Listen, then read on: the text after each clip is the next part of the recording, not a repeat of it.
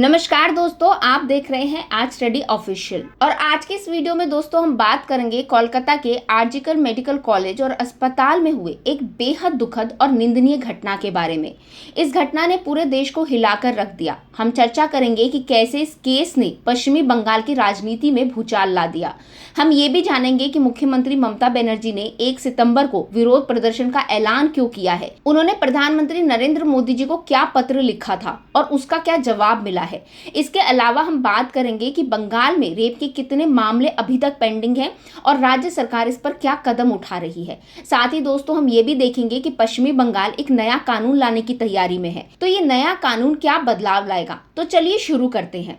सबसे पहले दोस्तों आइए बात करते हैं कोलकाता के आरजीकर मेडिकल कॉलेज और अस्पताल में हुए उस घटना की जिसने पूरे देश को झकझोर कर रख दिया है।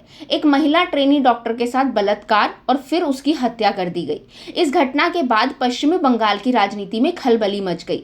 एक तरफ भारतीय जनता पार्टी इस मुद्दे को लेकर टीएमसी पर हमला कर रही है, तो वहीं दूसरी तरफ टीएमसी ने भी अपनी सरकार की छवि बचाने के लिए मोर्चा खोल दिया है।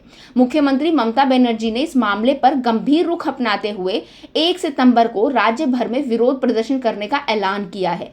उन्होंने कहा है कि ये प्रदर्शन केवल राजनीतिक नहीं है, बल्कि महिलाओं की सुरक्षा और न्याय के लिए है। दोस्तों टीएमसी का महिला मोर्चा इस प्रदर्शन में शामिल होगा और केंद्र सरकार से कड़े कानून बनाने की मांग करेगा। अब बात करते हैं दोस्तों उस पत्र की जो ममता बनर्जी ने प्रधानमंत्री नरेंद्र मोदी को लिखा था। इस पत्र में उन्होंने मांग की थी कि बलात्कार और हत्या जैसे अपराधों के लिए सख्त और समयबद्ध न्याय का प्रावधान किया जाए। ममता ने यह भी कहा था कि अगर केंद्र सरकार इस दिशा में कोई कदम नहीं उठाती है तो उनकी सरकार राज्य विधानसभा में खुद ऐसा कानून लाएगी जिससे रेप के मामलों में न्याय सुनिश्चित हो सके। प्रधानमंत्री को लिखे इस पत्र का जवाब केंद्रीय महिला एवं बाल विकास मंत्री अन्नपूर्णा देवी ने दिया है।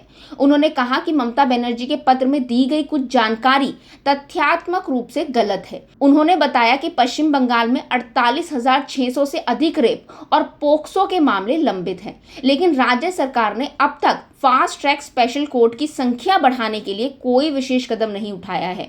अन्नपूर्णा देवी ने यह भी कहा कि राज्य सरकार द्वारा इन मामलों में देरी को छिपाने का प्रयास किया जा रहा है। अब सवाल उठता है दोस्तों कि पश्चिम बंगाल में इतने रेप के मामले पेंडिंग क्यों हैं? जैसा कि केंद्रीय मंत्री अन्नपूर्णा देवी ने बताया कि राज्य में 48,600 से ज्यादा रेप और पोक्सो के मामले अदालतों में लंबित हैं। ये एक बहुत बड़ी संख्या है जो इस बात को दर्शाती है कि न्यायिक प्रक्रिया में तेजी लाने की कितनी ज्यादा जरूरत है। राज्य में अब तक 88 फास्ट ट्रैक कोर्ट हैं, लेकिन इनमें से कोई कोर्ट पूरी तरह से कार्यात्मक नहीं है। राज्य सरकार ने अतिरिक्त 11 एफटीएससी स्थापित करने का वादा किया था, लेकिन अब तक इसे लागू नहीं किया गया। अब बात करते हैं दोस्तों उस नए कानून की जिसे पश्चिम बंगाल सरकार लाने की तैयारी कर रही है। ममता बनर्जी ने घोषणा की है कि उनकी सरकार रेप के मामलों में कड़ी सजा देने के लिए एक नया कानून पेश करेगी। इस कानून में ये प्रावधान होगा कि रेप के दोषियों को या तो फांसी की सजा दी जाए या आजीवन कारावास होगा। इसके अलावा पीड़िता के लिए समयबद्ध न्याय सुनिश्चित करने के लिए फास्ट ट्रैक कोर्ट की संख्या बढ़ाने का भी प्रस्ताव है।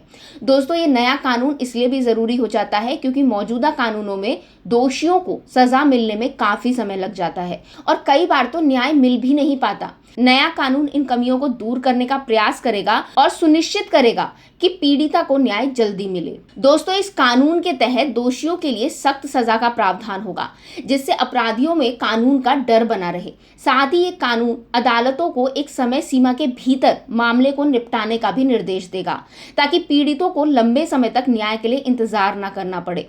लेकिन इस कानून को लागू करने में कई चुनौतियां भी हैं, जैसे कि न्यायपालिका में सुधार, पुलिस की भूमिका में बदलाव और समाज में महिलाओं के प्रति नजरिए में बदलाव। इसके अलावा पिछले कुछ राज्यों के विधेयकों की तरह पश्चिमी बंगाल का यह विधेयक भी राष्ट्रपति की मंजूरी का इंतजार कर सकता है। अगर इसे राष्ट्रपति की मंजूरी मिलती है तो ये कानून अन्य राज्यों के लिए एक नजीर बन सकता है।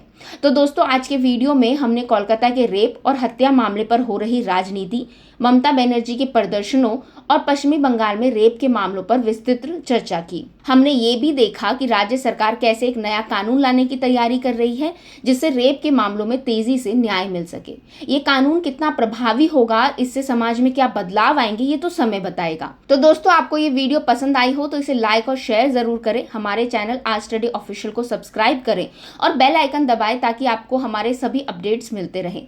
अगली बार फिर मिलेंगे एक नए मुद्दे के साथ। Thank you.